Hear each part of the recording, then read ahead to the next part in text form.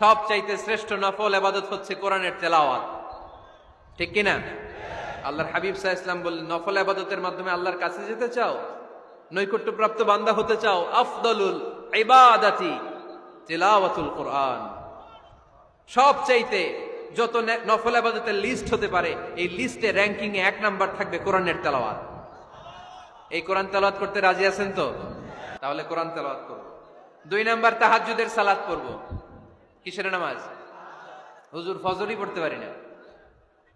ফজরই যে ফজর পড়ে তার জন্যই না তাহাজ্জুদ, ঠিক কিনা? ফজরই তো পড়তে পারি না, তাহাজ্জুদ করব কখন? তাহাজ্জুদ পড়লে আপনার মর্যাদা বাড়ায় দিবে কে?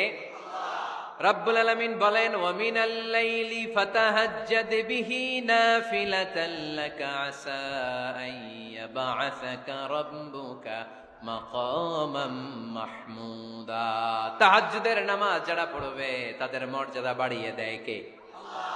কারণ ওই মুহূর্তে আল্লাহ প্রথম আকাশে নেমে আসেন আর ডাকে, আলা মিন মুস্তাগফিরিন আগফির আলা, কার ক্ষমা দরকার ক্ষমা চা, ক্ষমা করে দেব। আলা মিন মুস্তাকসিন আকসুলা, কার খাবারের দরকার পোশাকের দরকার চাও দিয়ে দেব।